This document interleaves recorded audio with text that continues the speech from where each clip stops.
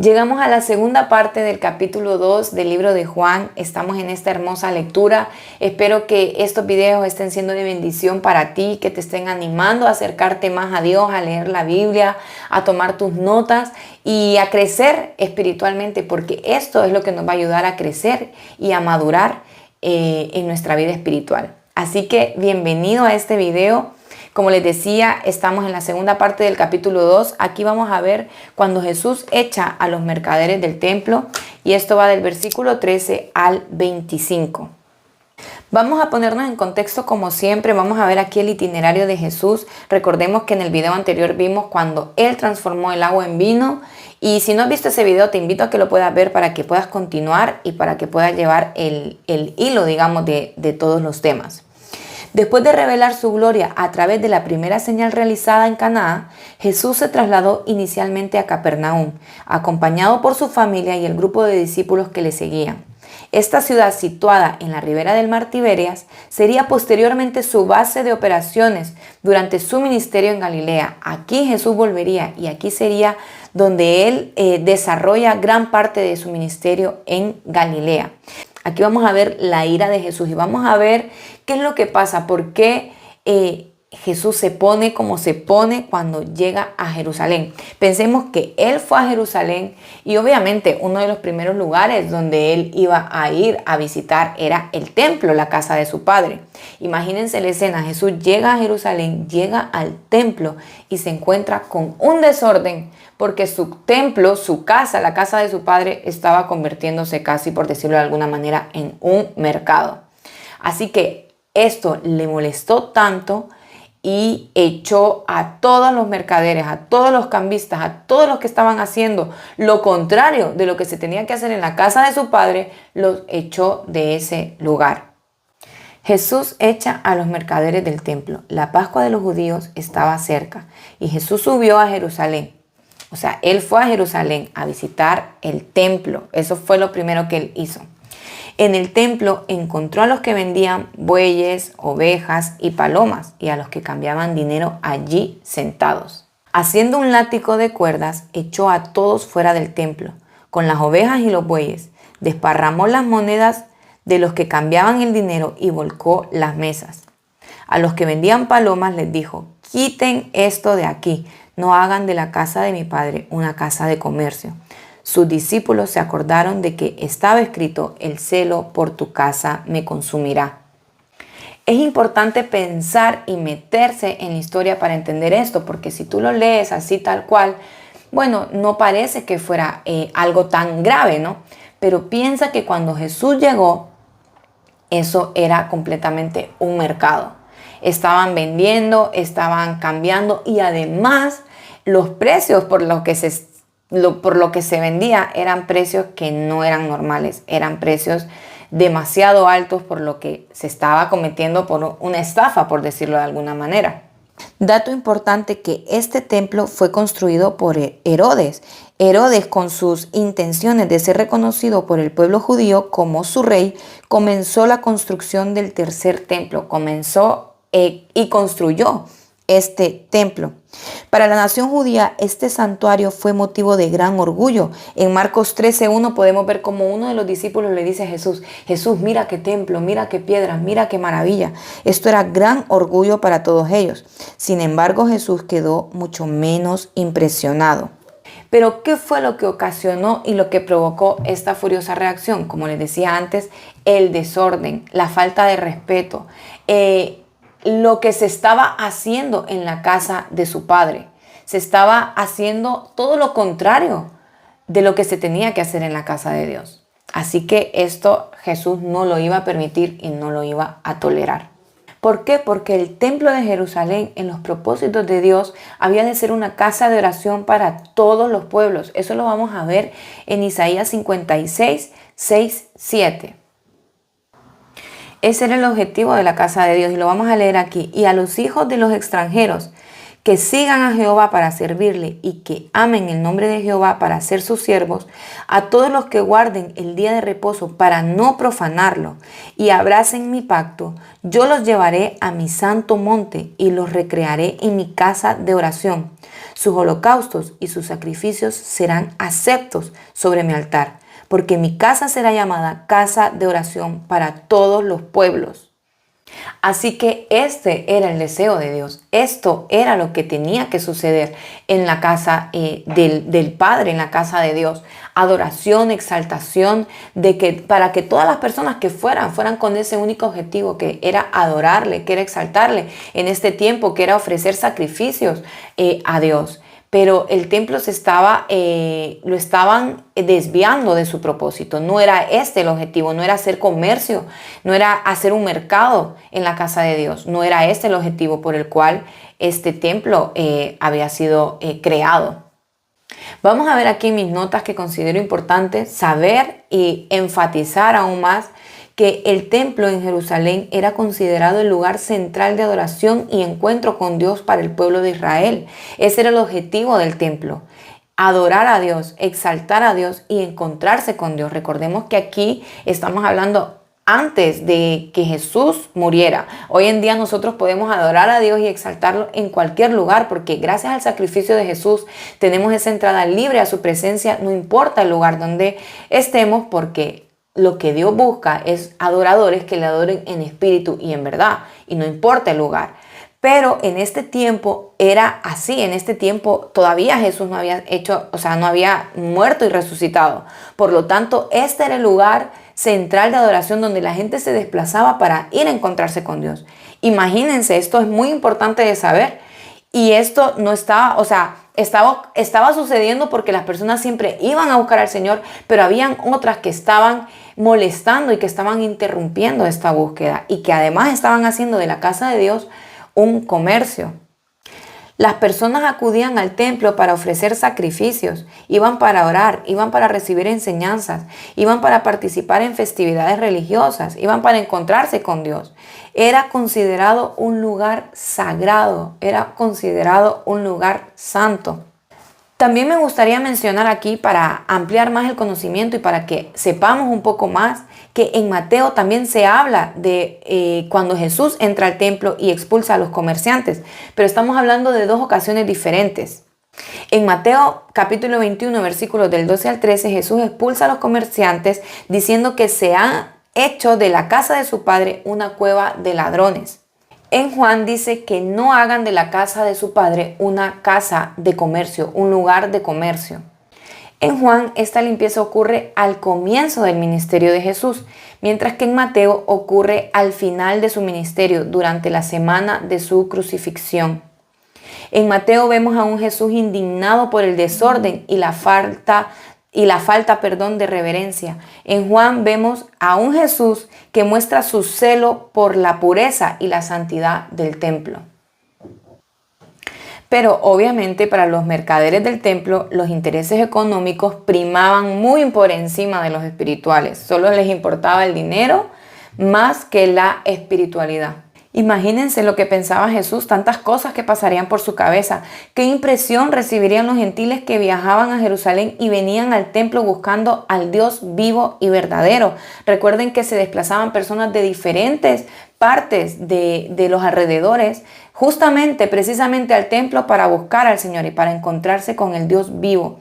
En vez de espiritualidad se topaban con avaricia, en lugar de la santidad y la justicia, con el abuso y la corrupción. Los mercaderes del templo transmitían una imagen totalmente falsa del carácter santo y compasivo del Dios verdadero. Jesús no estaba dispuesto a pasar por alto semejante despropósito, ni iba a tolerar esta deshonra nefasta a su Padre. Fuera con los que ponían piedras de tropiezo delante de los que venían buscando a Dios. Igualmente nosotros tenemos que cuidarnos de no ser piedras de tropiezo para nadie, de no detener el propósito de nadie, de no impedir a las personas que se acerquen y que busquen a Dios, porque esto puede tener consecuencias graves en nuestra vida. Al ver los discípulos la actitud de Jesús, venía a su mente el pasaje que está en Salmo 69:9, donde dice: el celo por tu casa me consumirá. Esto ya estaba escrito. Y esto estaba ocurriendo. Realmente aquí había una pasión profética, palabras que ya se habían dicho, que ya estaban escritas. Continuamos con el versículo 18. Entonces los judíos le dijeron: ya que haces estas cosas, ¿qué señal nos muestras? Jesús le respondió: destruyan este templo y en 3 días lo levantaré. Entonces los judíos le dijeron: en 46 años fue edificado este templo, ¿y tú lo levantarás en 3 días? Pero él hablaba del templo de su cuerpo. Por eso, cuando resucitó de los muertos, sus discípulos se acordaron de sus palabras, de que había dicho esto, y creyeron en la Escritura y en la palabra que Jesús había hablado. Vamos a ver la indignación de los judíos, que es lo que acabamos de leer. Para las autoridades religiosas del templo, la acción de aquel joven Galileo, o sea Jesús, todavía relativamente desconocido, fue inadmisible. Ellos decían: ¿quién es este hombre para hacer tal cosa? ¿Quién le había dado permiso para actuar de aquella manera? Por lo menos debía mostrar sus credenciales. Por eso le dicen: muéstranos una señal de que tú puedes hacer esto. ¿Quién crees que eres tú? ¿Quién eres tú, no? Alguna señal visible de su pretendida autoridad si quería justificar semejante conducta arrogante. Eso es lo que ellos le pedían. Una señal visible. Demuéstrame quién eres, para de esa manera entender que tú tienes autoridad para hacer esto. Si no, no entiendo cómo lo estás haciendo. La respuesta de Jesús, aparentemente sencilla hasta el extremo de la ridiculez, fue más profunda de lo que fueron capaces de percibir, porque ellos no entendieron la respuesta de Jesús. Cuando les dijo: destruyan este templo y en 3 días lo levantaré, ellos no entendieron esto. Los retó a destruir el templo, prometiendo reconstruirlo en 3 días. Esto era casi imposible para ellos. Un edificio que había sido construido en 46 años, ¿cómo lo podían reconstruir en 3 días? Pero aquí vemos cómo Juan añade una nota a sus lectores, es decir, a nosotros, con el fin de que comprendamos correctamente las palabras de Jesús. Jesús hablaba no del santuario judío, sino de su propio cuerpo, que aquellos mismos judíos iban a entregar para ser crucificado y que resucitaría inmortal 3 días después de su sepultura. Por eso mismo, cuando la resurrección de Cristo tuvo lugar, sus discípulos comprendieron por fin el significado de aquellas palabras. Jesús estaba prediciendo su muerte y su resurrección. Continuamos, versículo 23. Los primeros creyentes en Jerusalén. Cuando Jesús estaba en Jerusalén durante la fiesta de la Pascua, muchos creyeron en su nombre al ver las señales que hacía. Versículo 24. Pero Jesús, en cambio, no se confiaba en ellos, porque los conocía a todos y no tenía necesidad de que nadie le diera testimonio del hombre, porque él conocía lo que había en el interior del hombre. Recordemos que Jesús conoce lo más profundo de nuestro corazón.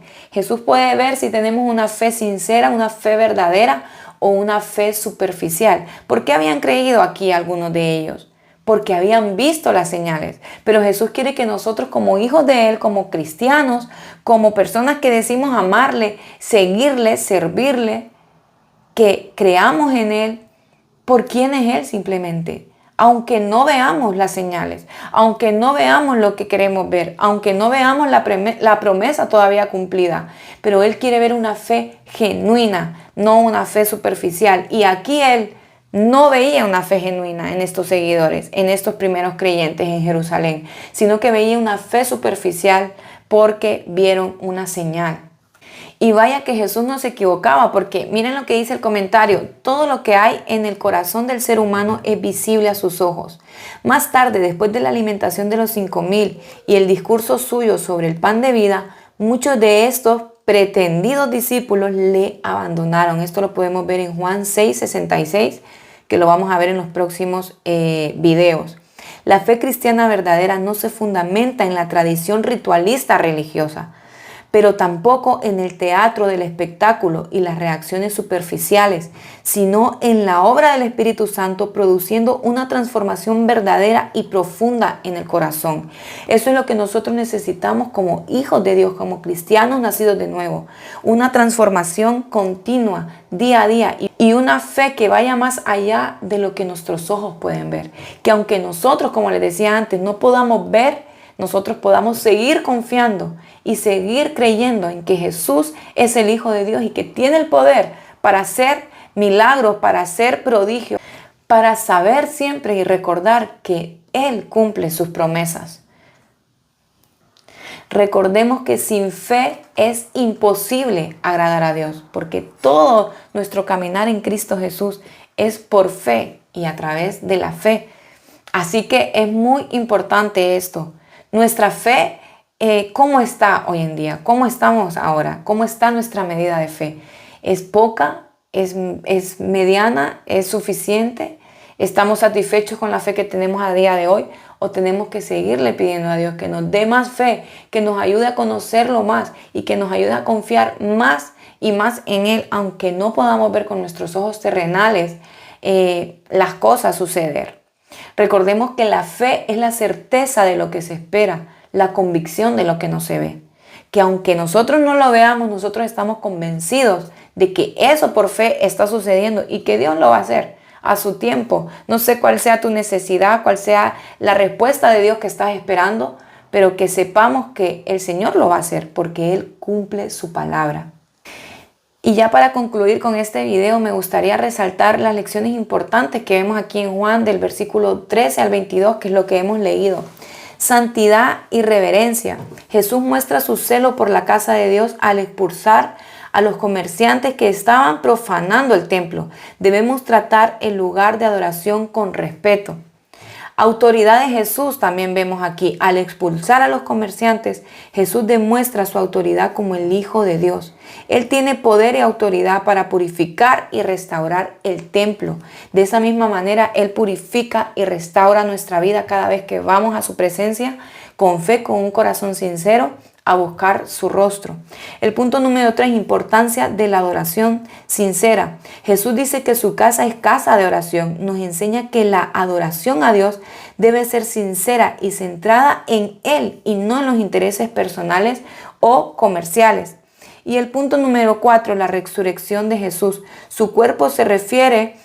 Cuando habla de su cuerpo, se refiere a su muerte y resurrección. Nos enseña que Él tiene el poder sobre la muerte y será levantado nuevamente. Gracias por haber llegado hasta aquí. Espero que este video haya sido de bendición para ti, que podamos reflexionar sobre lo que hemos leído, sobre lo que hemos entendido y que le podamos pedir a Dios que nos ayude a poner su palabra en práctica. Recordemos que no se trata solamente de leerla, sino de poder retenerla, de poder pedirle al Espíritu Santo que nos guíe y que nos ayude a vivir una vida conforme a la palabra de Dios, que podamos ver en qué área de nuestra vida necesitamos poner estas escrituras, lo que leemos, lo que aprendemos en práctica, porque ese es el objetivo y ese es el éxito de leer la Biblia, que es leerla, escudriñarla, atesorarla, pero también ponerla en práctica. Si este video ha sido de bendición para ti, crees que puede serlo para alguien más, te invito a que puedas compartirlo, a que puedas suscribirte a mi canal, a que puedas dejar tu comentario, darle me gusta y que también me puedas seguir en mis redes sociales en Instagram, RebecaPerdomo7. Y muchísimas gracias una vez más por el apoyo, por haber llegado hasta aquí. Y nos vemos en un nuevo video con mucha ilusión, con muchas ganas, con mucho entusiasmo. El capítulo 3 de Juan, el nuevo nacimiento. Aquí vamos a aprender muchísimo también. El encuentro que tuvo Jesús con Nicodemo. También vamos a ver el testimonio final de Juan el Bautista y muchas cosas más. Que Dios te bendiga.